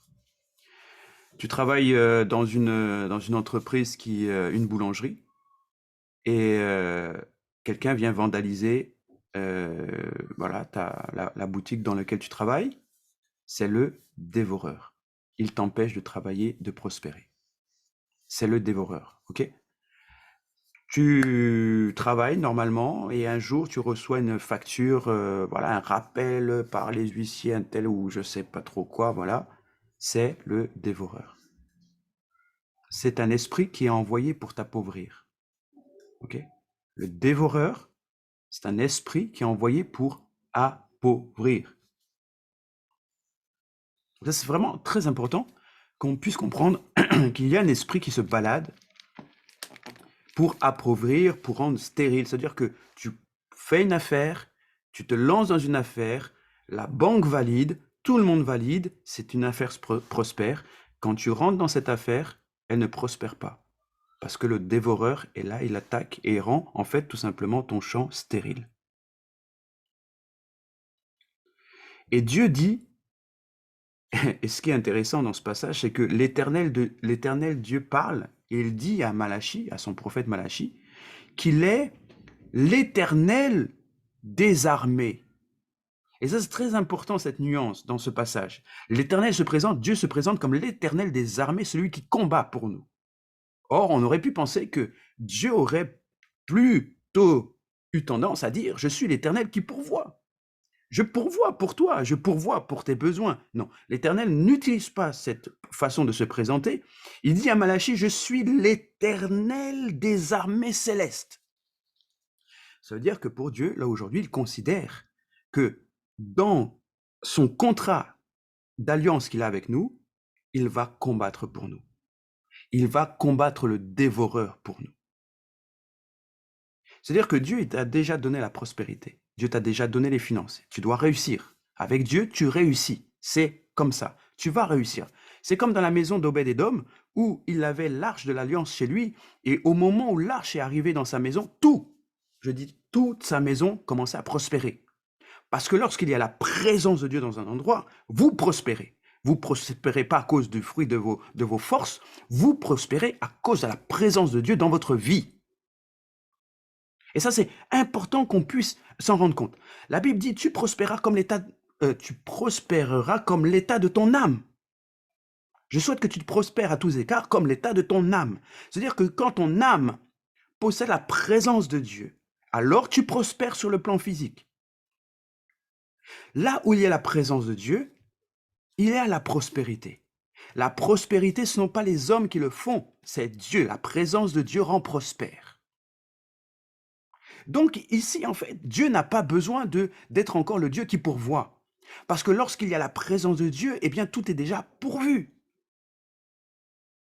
Dieu maintenant fait alliance et il déclare, maintenant vous avez besoin du Dieu qui vous défend du dévoreur. Parce qu'il y a un dévoreur qui est envoyé, il faut maintenant que vous puissiez être défendu. Puisque là où il y a la présence de Dieu, tout prospère. Le diable, qu'est-ce qu'il va faire? Il va chercher le diable va chercher en fait à faire en sorte que vous ne puissiez plus prospérer. Il va toucher vos vignes, il va toucher ce que vous produisez, vos entreprises, vos projets. Il va chercher un moyen de vous appauvrir parce que la présence de Dieu pourvoit déjà vos besoins. Donc, vous avez besoin de l'Éternel des armées célestes, celui qui combat le dévoreur. Mais, c'est un contrat que vous faites entre Dieu. Dieu a un contrat entre lui et vous. Au moment où vous mettez vos dîmes et vos offrandes, Dieu fait un contrat avec vous. Il écrit un contrat avec vous. De votre côté, dans notre partie à nous, on déclare sur ce contrat, à partir d'aujourd'hui, moi, Michael Lannoy, je déclare que dans la maison de l'Éternel, je ferai tout pour qu'il y ait toujours de la nourriture. Je donnerai ma part afin qu'il y ait toujours de la nourriture dans la maison de l'Éternel. Voici ma part du contrat. Afin qu'il y ait toujours de la nourriture, je donne ma dîme. Et dans la part de Dieu, lorsque Dieu signe ce contrat, cette alliance, parce que la dîme est une alliance avec Dieu, lorsque Dieu signe ce contrat, il dit, à partir de ce jour, moi, l'Éternel des armées célestes, je déclare que je combattrai le dévoreur pour vous. Est-ce que vous comprenez? La dîme est une alliance. La dîme est une alliance entre Dieu et vous. Alors vous ne donnez pas pour recevoir. Parce que la dîme ne sert pas à recevoir. Bien-aimé, excusez-moi. La dîme n'est pas un moyen de recevoir de l'argent. Allô? Ce n'est pas un principe pour recevoir. La dîme n'est pas un principe pour recevoir de l'argent. La dîme n'est pas un principe pour prospérer. Et c'est très important que vous compreniez ça, mes bien-aimés. L'offrande, oui. L'offrande peut être un principe sur lequel vous donnez à Dieu et vous recevez au centuple. L'offrande peut être un principe de prospérité. Mais la dîme, en aucunement, n'est un moyen de multiplier vos gains et vos revenus. Et c'est très important. Hein? C'est très important. Pourquoi? Parce que nous voyons dans ce passage que ce qui nous rend prospères, ce n'est pas la dîme, c'est la présence de Dieu. Ce qui nous rend prospères, c'est la présence de Dieu. Et moi, je fais alliance avec Dieu dans ma dîme afin que lui, dans sa partie, il vienne sécuriser. Il vienne sécuriser ma prospérité que j'ai acquise par la présence de Dieu dans ma vie. Ok? Je sers Dieu. La présence de Dieu est dans ma vie, alors je prospère. C'est automatique. Lorsque l'âge de l'alliance rentre dans un endroit, je prospère. C'est automatique. La présence de Dieu dans notre vie nous fait prospérer. Allô? La présence de Dieu dans notre vie nous fait prospérer. Maintenant que je prospère, le diable veut me détruire. C'est son objectif. Le diable ne veut pas que je puisse arriver à mes objectifs. Or, aujourd'hui, on sait que dans ce monde, nous avons besoin d'argent pour pouvoir évangéliser. Nous avons besoin d'argent pour pouvoir faire la volonté de Dieu aussi. Nous avons besoin d'argent pour prendre soin du peuple, pour pouvoir mettre des choses en place, pour avoir aussi un nom et une autorité dans ce monde. Alors, le diable va chercher tous les moyens pour faire en sorte que vous puissiez perdre votre richesse, votre confort, etc. Alors, il envoie un esprit qui s'appelle le dévoreur. Et à cause de cet esprit, Dieu déclare, OK, il y a un esprit qui est là, qui est envoyé contre vous, qui est le dévoreur. Alors, je signe un contrat encore avec vous. Apportez vos dîmes. Et moi, de mon côté, je vais m'assurer que vous aurez toujours de quoi apporter dans ma maison. Parce que Dieu est content. Vous travaillez en fait, la dîme, on travaille en fait à la prospérité de la maison de Dieu. On travaille à ce que dans sa maison, il ne manque de rien. Alors Dieu sécurise nos biens afin que nous puissions toujours apporter. Vous voyez, et c'est un cercle, pas vicieux, mais c'est un cercle de vertu qui est en train de commencer lorsque nous commençons à apporter notre dîme. C'est un cercle vertueux qui commence. C'est une alliance qui commence avec Dieu. Moi, je vais donner à ta maison, Père, j'ai le cœur. Quel que soit ce que je gagne, je donne à ta maison afin de répondre au principe qu'il ne manque jamais de rien dans ta maison. J'amènerai ce que je peux. J'amènerai au moins 10% de mes revenus. Au moins ça. Si je peux faire plus, je fais plus. Mais j'amènerai au moins 10% de ce que j'ai. Pour répondre à l'appel que tu lances dans le peuple, dans les tribus, je répondrai à cet appel et je donnerai au moins 1/10 de ce que je gagne afin qu'il ne manque jamais de rien dans ta maison. Et Dieu voit ça, il voit ton cœur et dit, alors moi de mon côté, je vais m'assurer de sécuriser tes biens afin que tu puisses toujours donner dans la maison de l'Éternel. Afin qu'il ne manque de rien, je vais m'assurer que le dévoreur ne te touchera pas. Afin que tu puisses continuer à donner à la maison du trésor. Alors Dieu s'assure. Vous savez, Dieu a toujours à gagner quelque chose dans ses principes. Dieu gagne toujours dans ses principes. Dieu s'assure que tu puisses toujours donner à la maison de son trésor, qui est aujourd'hui l'Église. Voici ce qu'est la dîme, bien-aimé. La dîme, c'est une alliance, c'est un contrat, c'est une alliance entre Dieu et nous, afin que dans sa maison, dans sa propriété qui est l'Église, il ne manque jamais de rien. Et que ceux qui vivent de ces dîmes puissent demeurer tranquilles, ne pas penser aux factures, tout ça qu'ils ont à résoudre, mais qui puissent se consacrer à la maison de l'Éternel et au service de l'Éternel. C'est très important. Vous voyez, aujourd'hui, le pasteur, voilà, les pasteurs aujourd'hui, eh bien, ils travaillent 24 heures sur 24 pour l'Église. Avant, au début, il y a peut-être 5-6 ans de ça, les pasteurs ne touchaient, il n'y avait rien, il n'y avait aucun salaire pour eux. Ils travaillaient dans le milieu séculier, ils travaillaient en même temps à l'église, ils faisaient les entretiens jusqu'à 20 heures le soir le dimanche, et le matin, ils retournaient au travail. Mais comment voulez-vous, quand une église grandit, et qu'il y a 500 membres, et qu'il faut faire les suivis, les visites, les prières pour chacun de ces personnes, comment voulez-vous consacrer autant de temps à un patron, d'accord, un patron, alors qu'il y a des besoins dans l'Église? Et c'est pour cette raison que Dieu avait déjà prévu ça, en mettant une tribu qui est consacrée au temple, à la vie de l'Église, et les 11 autres tribus étaient consacrées tout simplement, en fait, ils faisaient leurs travaux, etc., et ils donnaient 1/10 afin que tout roule dans la maison du Seigneur tranquillement. Vous voyez, aujourd'hui, nos dîmes servent à ça. Nos offrandes servent à ça aussi. L'offrande, maintenant, on est vraiment beaucoup enseigné sur l'offrande. L'offrande, c'est le don de libéralité. Il y a plusieurs offrandes qu'on peut faire. Ça peut être le don de libéralité. On a à cœur de soutenir quelqu'un dans l'église. On a à cœur de donner à quelque chose. On a à cœur, alors on donne à cette personne. D'accord? La libéralité. L'offrande, ça peut être aussi l'offrande que tu vas mettre sur l'autel, l'offrande qui va ouvrir le ciel, parce qu'il faut que tu te détaches. Alors tu dois donner plus et le Seigneur agrée en fait ton offrande. Dieu va agréer en fait ton détachement à l'argent. Peut-être que tu avais prévu, je sais pas moi, un budget de 5 000 € pour tes prochaines vacances. Et là, on parle d'un projet à l'église. Voilà, on parle d'un projet et Dieu te dit, regarde, tu vois, tu as ton coffre-fort là pour tes vacances personnelles, ton confort personnel. Donne-moi un peu. T'inquiète pas pour après. Donne-moi juste un peu et mets dans ce projet. Et là, tu obéis à l'Éternel, tu donnes, et plus tard, en fait, tu vas même récolter plus, tu auras même peut-être plus. Mais parce que tu as obéi à cette parole, Dieu considère que tu deviens un gestionnaire des finances qu'il te donne. Et là, on parle du principe de l'offrande qui peut t'enrichir, d'accord? Qui peut te rendre prospère, t'enrichir, parce que Dieu voit aussi celui qui donne, qui a le don de libéralité, qui donne.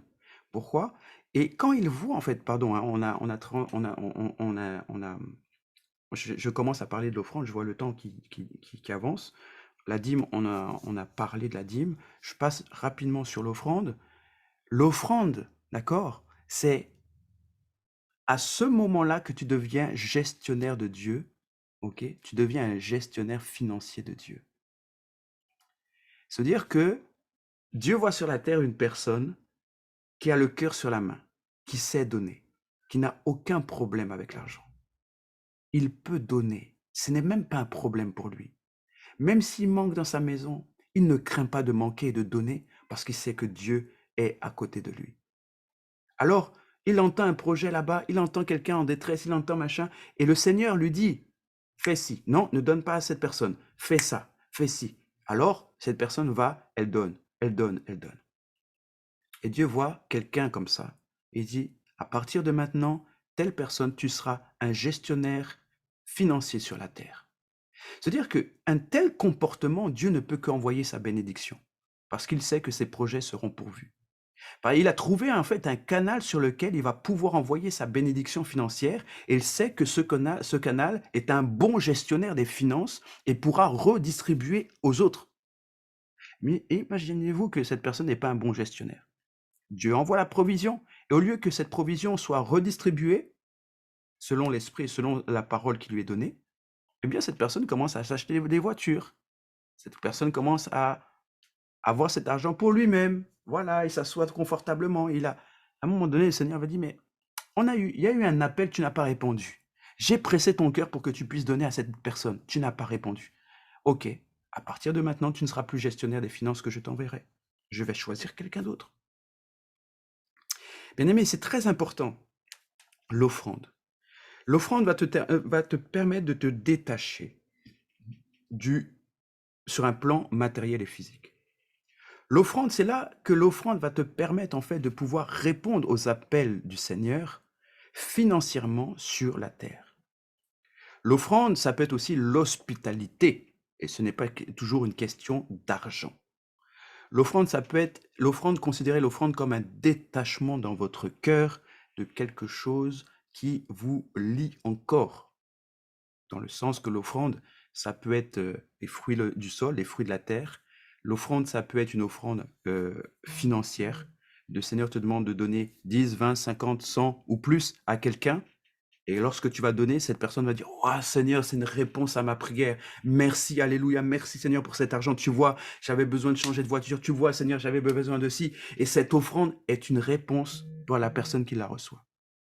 Alors tu as été un bon gestionnaire, tu as donné au moment. En fait, tu es la réponse de Dieu pour quelqu'un.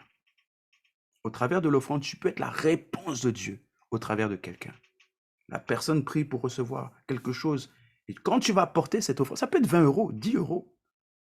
Quand tu vas apporter la réponse, ça peut être même autre chose. Je vais vous raconter un témoignage. Je vais essayer de ne pas être long, c'est un sujet vraiment vaste. J'avais besoin de changer de costume. Il y a tellement de choses. J'avais besoin de changer de costume. Et il y a un frère qui me dit, viens avec moi. Je l'accompagne et tout. On va dans un magasin. Je ne m'attendais vraiment pas du tout à ça. À l'époque, je n'étais même pas encore pasteur. J'étais juste un simple frère dans l'église. Et c'est un simple frère aussi qui m'a emmené. Il m'a dit, choisis le costume que tu veux. Je dis, quoi? Il m'a dit, oui, oui, choisis le costume que tu veux. Prends la cravate et la chemise. J'ai dit, Seigneur. J'ai dit, waouh. Là, j'étais abasourdi par ce miracle que Dieu avait fait dans ma vie. C'était quelque chose de simple, mais le frère a suivi l'ordre du Seigneur. Il a été un gestionnaire pour Dieu. Il a été une réponse pour moi. Il a été une réponse pour Dieu. Parce que Dieu cherchait sur la terre quelqu'un qui répondrait à l'appel pour pouvoir bénir un frère. Ça, c'est une offrande, bien-aimée. Et lorsque Dieu voit ton cœur disposé, en fait, à bénir les autres, il te bénira davantage. Et c'est là où je dis que l'offrande rend prospère, entre guillemets. L'offrande te permet de t'enrichir, entre guillemets, d'accord? On va pas, c'est pas un principe, voilà, tu donnes 100, tu reçois 1000. Non, c'est pas un principe comme ça. Mais tout simplement, en fait, quand Dieu voit que tu deviens une réponse, une bénédiction pour les autres, à ce moment-là, Dieu te considère comme un gestionnaire de ses finances sur la terre, d'accord? Comme une réponse, une solution pour les autres. Il va augmenter tes richesses et tes biens parce que tu es un bon gérant des biens de Dieu sur la terre. J'espère que vous comprenez. C'est très important, d'accord? C'est-à-dire que il y a un autre exemple. J'avais besoin de changer de chaussures. J'étais toujours frère à l'époque, je n'étais pas encore pasteur, je précise. Et il y a un frère qui vient me voir à la fin de l'église et me dit, frère, tu choses du combien? J'ai dit, je lui donne ma pointure. Eh bien, il dit, justement, j'ai pensé à toi, j'ai 2 paires de chaussures dans ma voiture et c'est ta taille. J'ai dit, waouh. C'est là, on voit la grâce de Dieu.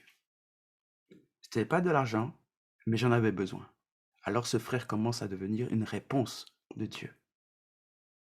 Et à de telles personnes, Dieu ne peut que donner encore, parce qu'il sait que ce sont des bons gestionnaires. Mais rassurez-vous que tout travail mérite salaire. Si tu es un gestionnaire financier pour Dieu, tu recevras aussi ta part et ta récompense dedans.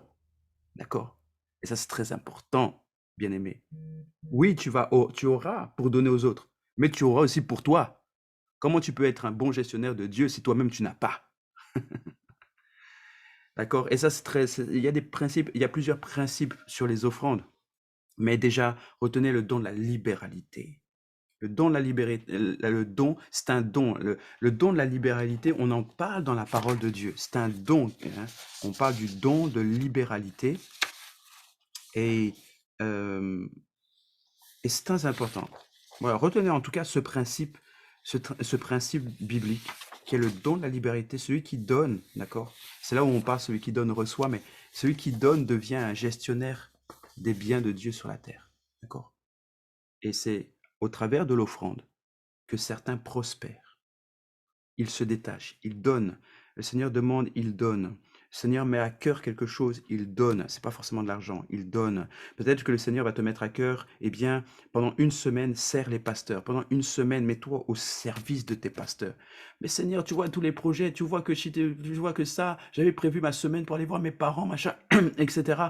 Et le Seigneur te dit, prends cette semaine, va, occupe-toi des pasteurs, occupe-toi de ci, occupe-toi de ça, à la maison du Seigneur. Et toi, c'est une offrande. Ça, c'est une offrande aussi. Ça te coûte. L'offrande te coûte. C'est un sacrifice. C'est ça, une offrande. Une offrande à l'Éternel, c'est ça. Ok. Ça te coûte quelque chose. Ça te coûte quelque chose de le faire. Il y a un détachement qui se fait lorsque tu le fais. Mais lorsque tu obéis à ce détachement, à ce sacrifice, à cette offrande, Dieu te le donne toujours au centuple. Dieu te le remet toujours.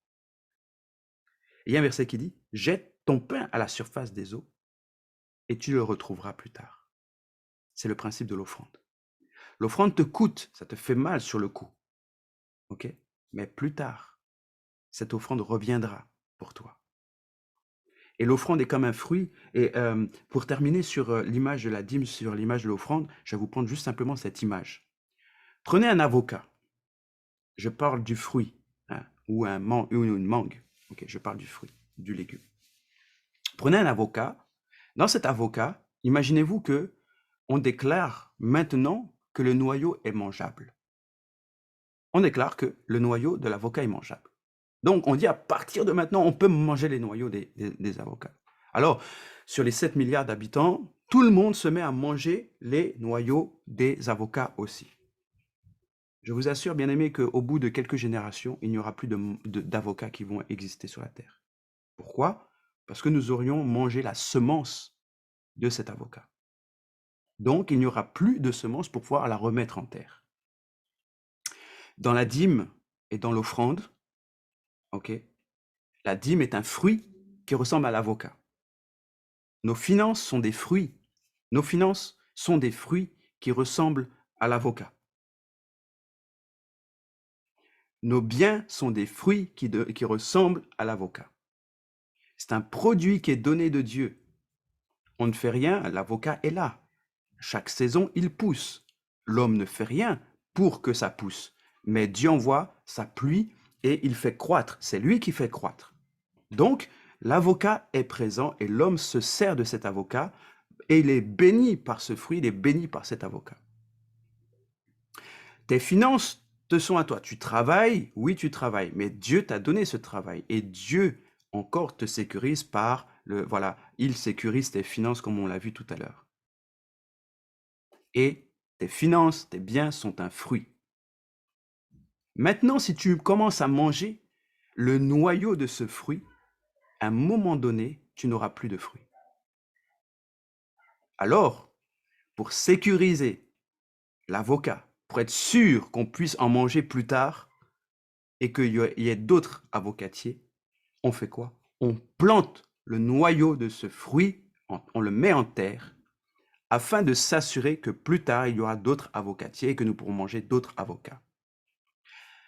Vos finances sont des fruits, et dans votre fruit, qui est vos finances, il y a un noyau qui représente 10% de votre fruit. L'avocat, parfois, est à 10%, représente 10% de l'avocat. Les pépins représentent 10% de la pomme. Le trognon de pomme représente 10% de son trognon. Et vous prenez les fruits, quel que soit le fruit, il y a toujours 10% à enlever et à mettre en terre. C'est le noyau du fruit. La dîme que vous mettez en terre lorsque vous donnez à la maison du Seigneur, c'est le noyau que vous remettez en terre. C'est le noyau de vos finances que vous remettez en terre. C'est le noyau de votre salaire que vous remettez en terre. Okay. C'est une image. Mais c'est une image pour vous faire comprendre aussi que c'est un noyau que vous remettez en terre. L'offrande, c'est le noyau de ce que vous remettez en terre. Alors, celui qui met une offrande, par exemple, celui qui met une dîme, ou bien moi, je me rappelle à l'époque, et je terminerai par là, j'avais un salaire que j'avais en tête. J'ai dit, Seigneur, moi, même si dans la réalité, je ne gagne pas ça, je déclare que je donne ce noyau, je donne cette dîme en prévision de ce que je vais avoir. Et j'ai donné. Tous les mois, je donnais une dîme bien plus forte de ce que je gagnais réellement. Mais plus tard, Dieu a honoré aussi ça. Et plus tard, Dieu sait, le monde spirituel, mais il y a un problème. Il déclare que sa dîme, c'est tant. Mais dans la réalité, ça devrait être ça. Non, il faut qu'on augmente, il faut qu'on réajuste ça pour que ce soit vraiment les 10%. Donc, on réajuste. Et le monde spirituel réajuste. Mais c'est juste pour vous dire que faites confiance à Dieu dans vos dîmes, dans vos offrandes. Faites confiance à Dieu. Lorsque vous plantez le fruit de l'offrande, ça pousse toujours. Ça pousse toujours et ça produit du fruit. L'offrande, vous pouvez semer comme une semence. C'est une semence que vous mettez en terre. Ça portera toujours du fruit. D'accord? Si la dîme est un principe de Dieu qui ne nous enrichit pas, il protège nos finances. Il sécurise notre prospérité que nous avons au travers de la présence de Dieu dans notre vie. L'offrande est un sacrifice que nous offrons à l'Éternel par acte d'obéissance afin de devenir de bons gestionnaires des finances de Dieu sur la terre. L'offrande me coûte. Il me coûte, mais c'est pour un but précis, afin d'être béni au travers de cette offrande ou afin de bénir et d'être une réponse pour les autres au travers de cette offrande. D'accord? Et ça, c'est important. L'offrande n'est pas obligatoire. mais c'est poussé par le Saint-Esprit que vous faites une offrande. Il faut que l'offrande soit d'abord une conviction dans votre cœur. L'offrande est poussée par la foi qui est dans votre cœur. L'offrande est poussée par le Saint-Esprit. C'est une direction que le Saint-Esprit vous donne dans votre cœur et te dit donne ou ne donne pas. Fais ci ou ne fais pas. Fais comme ça ou donne ce montant-là. Donne-le, mets-le, dépose-le pour la dîme ou dépose-le dépose-le dans la corbeille ou dépose-le ou donne à un frère ou emmène un sac de riz à cette personne ou donne, voilà. L'offrande nous coûte, mais l'offrande est en fait une réponse pour quelqu'un. C'est le don de la libéralité. Mais lorsque vous devenez gestionnaire des biens de Dieu, vous ne manquerez jamais de rien et Dieu va vous faire même prospérer au travers de ces offrandes. Ça va, c'est clair? Je sais que vous avez marqué quelques questions dans le chat. Je vais juste prendre les questions rapidement dans le chat et puis ensuite je vais arriver à vos questions personnelles. Alors, donc Sandra avait marqué en premier, donc en quoi ne sommes-nous plus sous la loi et en quoi nous y sommes encore? Bon, ça, je pense que j'ai répondu dans le cours. Hein? Ensuite, tu avais marqué, est-ce qu'il y aura un état de cœur à adopter pour donner la dîme? Par exemple, être dans la justice, dans la bonté, dans l'amour de Dieu, etc. Non, il n'y a pas d'état de cœur, puisque c'est juste un principe, d'accord? C'est différent de l'offrande. Hein. La dîme, tu le donnes parce que c'est un principe et que on va dire, voilà, c'est un principe, tout simplement. C'est un principe de Dieu. Donc, il n'y a pas d'état de cœur à avoir. C'est un principe, bien entendu. Lorsque nous répondons à un principe de Dieu, il faut avoir la foi, tout simplement. Tu veux peut-être réagir? Je peux parler, pasteur? Oui, Oui, s'il vous plaît. En Matthieu 23, 23, pasteur, et en Luc 11, 42, ça nous dit « Malheur à vous, spécialistes de la loi et pharisiens hypocrites, parce que vous versez la dîme de la menthe, de la nette et du cumin, et que vous laissez ce qu'il y a de plus important dans la loi, la justice, la bonté et la fidélité. C'est cela qu'il fallait pratiquer sans négliger le reste. » D'accord, ok. Alors, je comprends mieux ta question. Moi, je pensais que c'était voilà. Je répondais par rapport, en fait, à l'instant où tu donnes ta dîme. D'accord? À l'instant où tu donnes ta dîme. Quand tu donnes ta dîme, c'est un principe, il n'y a pas d'état de cœur à avoir. Maintenant, ce qui est important, effectivement, bien entendu, hein, c'est notre vie spirituelle de tous les jours. D'accord? Il y en a effectivement, en fait, les pharisiens, et on peut se reconnaître comme ça, hein, il y en a qui vont donner leur dîme tous les jours, mais qui vont vivre dans le péché. Alors, qui ne s'étonnent pas, en fait, que Dieu ne les aura pas pour estime, parce qu'ils vivent dans le péché. D'accord? Il faut pas se tromper. Tu peux pas juste donner ta dîme et être dans les bonnes grâces de Dieu, parce que tu fais un principe. D'accord? Ça, c'est très important. Dieu cherchera toujours dans notre cœur que nous puissions la dîme va disparaître lorsque Jésus va nous rechercher. La dîme va disparaître, mais l'état de ton cœur, lui, il va demeurer éternellement. Hein? Ça, c'est très important. Merci pour cette question qui est très, très important. Ce n'est pas parce que tu donnes ta dîme que tu reçois le pardon de tes péchés. Tu reçois le pardon de tes péchés quand tu confesses ton péché. Hein? Et on n'est pas là pour donner des pots de vin à Dieu. Hein? La dîme et l'offrande que nous déposons, ce ne sont pas des pots de vin à Dieu. On ne peut pas compromettre Dieu. Parce que si Dieu le décide dans ta vie, tu ne reçois plus rien. Il relâche le dévoreur dans ta vie, tu es foutu. Dieu ferme les valves qui te donnent la prospérité aujourd'hui, tu es foutu. Donc, qu'on ne se trompe pas, hein, ce n'est pas parce que je donne ma dîme, okay, que je peux vivre dans le péché. Et la dîme, les offrandes que je mets à l'Éternel ne sont pas synonymes de pardon ou quoi que ce soit. Dieu nous demande, voilà, de vivre dans la justice, dans la vérité, d'accord? Et ce n'est pas parce que la dîme ne remplace pas ces choses. Hein. Donc ça, c'est très important. Merci beaucoup pour ta question, hein, Sandra. Merci, pasteur, pour l'explication. Super. Alors, Mathilda qui pose une question. quelqu'un qui a du mal à voir le bout du tunnel en termes financiers, 10%, ça peut être beaucoup pour certains foyers. Comment faire dans ces cas-là?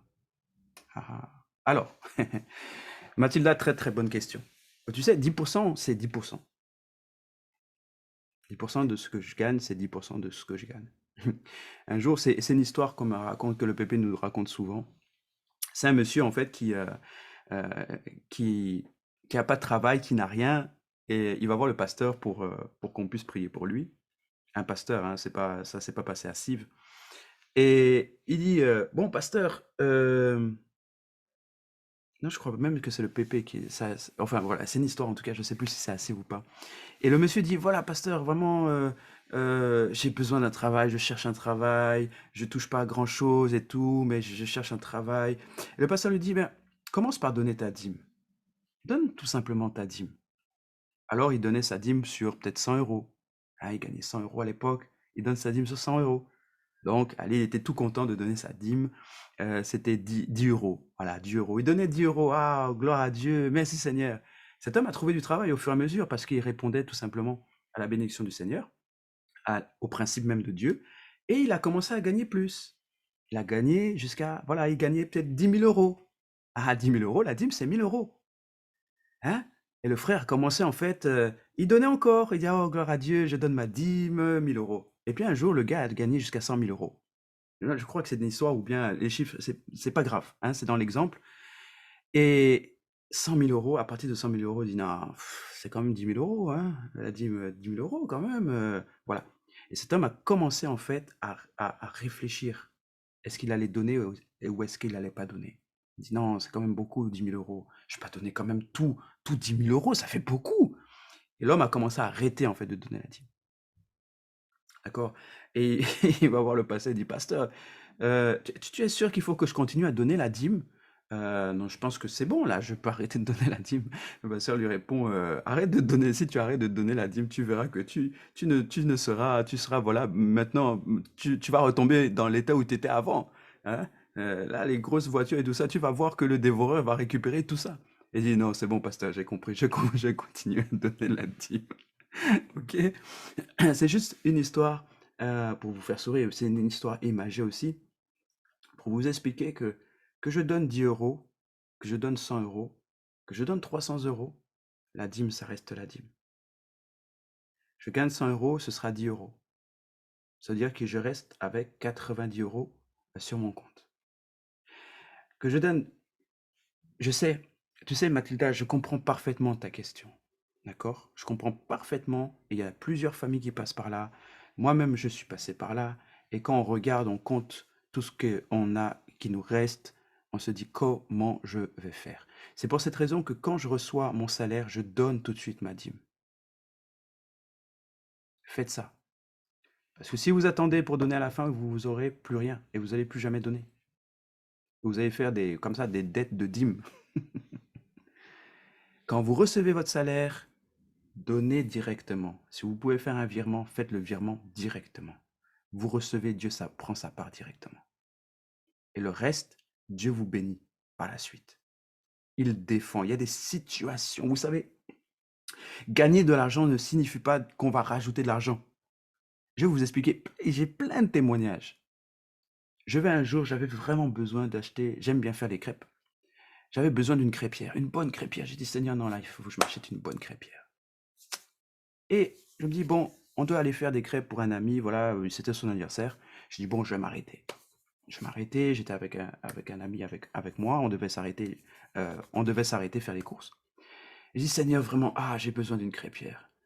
Et je vois une offre, la crêpière, c'était 30 euros. Je dis, wow, 30 euros, ah non, c'est cher, c'est cher, papa. Je dis, non, je ne peux pas prendre ça, c'est trop cher pour moi. Enfin, par rapport à ce que j'avais, je ne vais pas mettre 30 euros dans une casserole, il y a autre chose à faire avec 30 euros. Et l'Esprit de Dieu met dans mon cœur, il dit, prends-la. Et j'avais la paix, la conviction. Et je la prends. Arrivé à la caisse, l'ami qui était avec moi avait la carte du magasin. Il dit, non, t'inquiète pas, je fais passer même ma carte, je vais faire passer ma carte. La crêpière, en fait, était à moins 50% avec ceux qui avaient la carte du magasin. My God. Il y a plein d'expériences comme ça que je vis. Et Dieu me montre, en fait, Dieu m'a montré que gagner de l'argent, sécuriser son argent, c'est pas forcément que quelqu'un te rajoute, mais c'est de bénéficier des mêmes choses à moins coût. C'est de bénéficier des grâces comme ça, où il y a des faveurs qui se font pour toi, de bénéficier des faveurs qui sont réservées pour toi. Et à ce moment-là, tu t'enrichis sans qu'on rajoute de l'argent, mais juste à cause de la faveur de Dieu qui est sur ta vie. Ce sont des exemples pour vous montrer que s'enrichir, ce n'est pas simplement qu'on rajoute quelque chose, c'est de bénéficier aussi des meilleurs moments, des grâces financières dans votre vie. Donc, je vous encourage à donner votre dîme, 10% au Seigneur. Quand ça arrive dans votre compte, faites un virement. Donnez, mettez à part tout de suite. Mettez dans l'enveloppe ce qui appartient à Dieu. Et dis, Seigneur, j'applique le principe avec foi. Je sais que c'est toi qui vas sécuriser. Tu vas sécuriser. Moi, je m'occupe simplement de mettre dans ta maison que rien ne manque. Et je sais que tu sécurises ma famille, tu sécurises mon argent, tu sécurises mes finances. Et je sais que je ne manquerai de rien car tu es celui qui me défend. Vous savez, la dîme, c'est un acte de foi. C'est un acte de foi, la dîme. Et tu sais, Mathilda, moi aussi, on est tous passés par cette phase. Hein. Mais dis-toi, imagine que, non, je ne vais pas te dire imagine que, mais je veux dire que Dieu sécurise ton emploi aujourd'hui. Demain, tu ne sais pas ce qui peut arriver. Mais aujourd'hui, Dieu sécurise ton emploi. Le fait que tu travailles aujourd'hui, c'est une grâce. Le fait que chacun de vous, vous ayez des revenus à la fin, c'est une grâce de Dieu. Il y en a d'autres qui vivent, qui sont dans une situation plus mauvaise que vous. Mais c'est une grâce pour nous d'être enfants de Dieu et de pouvoir avoir un travail. Donc, simplement en reconnaissance à Dieu, je donne. Je suis reconnaissant de ce que j'ai, je donne à Dieu. Et je sais que Dieu sécurise mes finances. Et que lui-même, il va faire en sorte de jamais me laisser mendier mon pain. Et lui-même, il sait que si je me mets dans les tracas financiers, c'est parce que je donne ma dîme. Et Dieu dit et c'est là, et c'est ce verset qui est pour toi, Mathilda, dans Malachie 3, verset 10. Et il dit, et vous verrez si je n'ouvre pas les écluses des cieux pour vous. Hein? Verset 10. Apportez à la maison du trésor toutes les dîmes, afin qu'il y ait de la nourriture dans ma maison. Mettez-moi de sorte à l'épreuve, et vous verrez si je ne répands pas sur vous la bénédiction en abondance. Alors, j'ai bien dit, hein, la dîme ne sert pas à s'enrichir. Mais l'acte de foi que tu fais, tu verras, en fait, tu mets à l'épreuve Dieu. Et tu peux te retrouver par hasard avec des bonus sur ton salaire. Mais d'où ça vient? Hey, ça vient de la dîme. Parce que tu t'es mis en danger pour la maison du Seigneur. Hey, Dieu réagit aussi. Parce que Dieu ne veut pas que tu manques de quelque chose.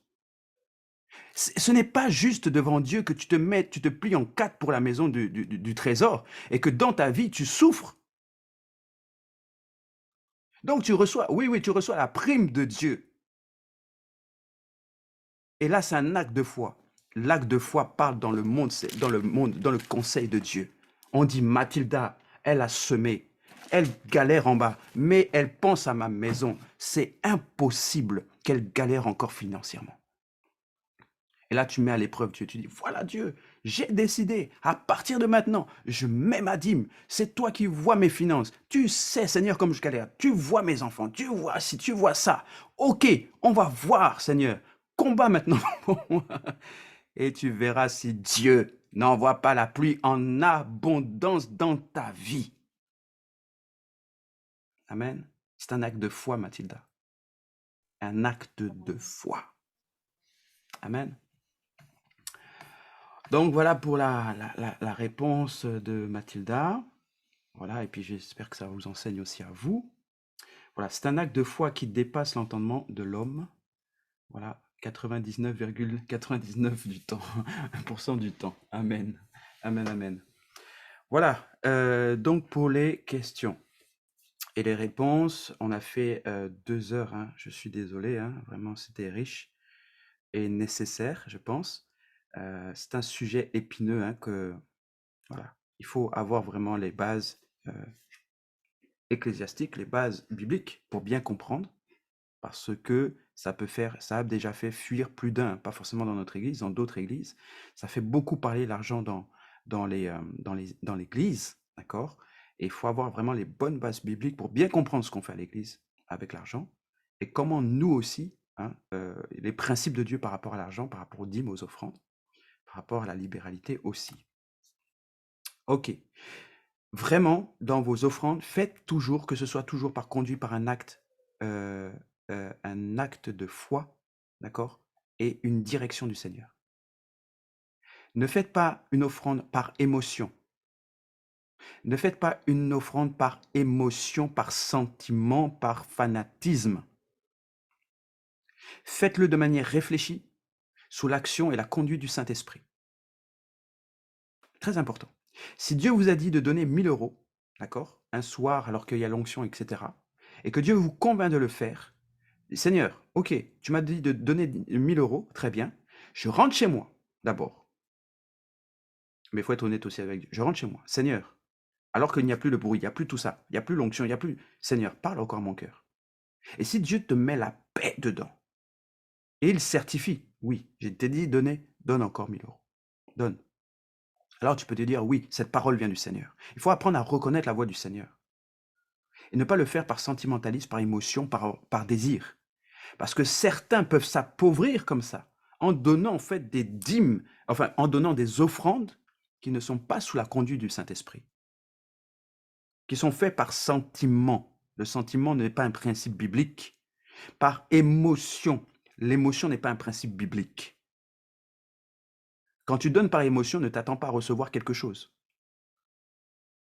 Tu donnes par émotion, par sentiment. Mais si tu donnes sous la conduite du Saint-Esprit, ça veut dire que cette offrande a un but spirituel que Dieu va accomplir avec. Allô? C'est important. D'accord? C'était vraiment la petite chose que je voulais rajouter.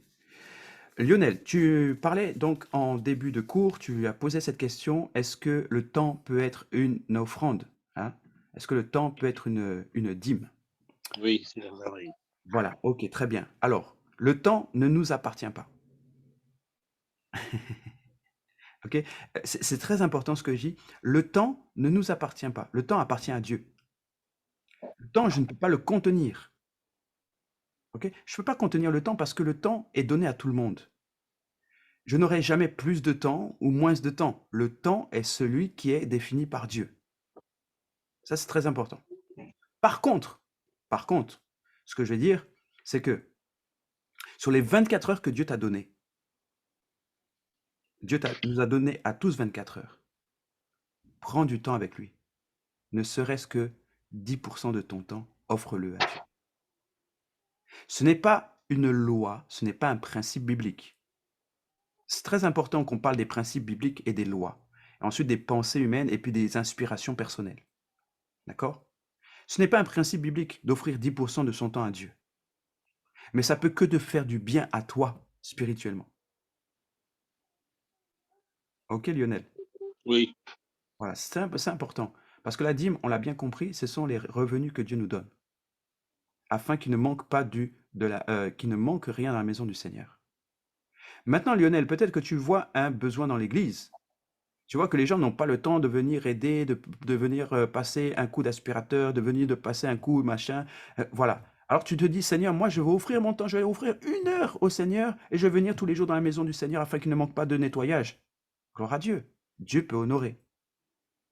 Mais ça va être une offrande, ça ne va pas une dîme. ok, Hein? Ok? ok. Super. Merci beaucoup. De rien.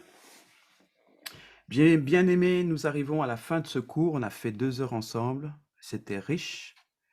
J'espère que vous avez été bénis au travers de ce cours, de cet enseignement. N'oubliez pas, si vous avez des questions, mettez-les dans le groupe et je m'efforcerai de pouvoir y répondre. C'est très important. Voilà, eh bien, écoutez, ça a été enregistré, le temps de le mettre en ligne, et puis je vous enverrai également donc la rediffusion de voilà, le replay de ce cours, que vous puissiez encore réécouter, et puis si vous avez d'autres questions, n'hésitez pas. D'accord? Bien, je vais prier pour la fin, et je vais vous libérer.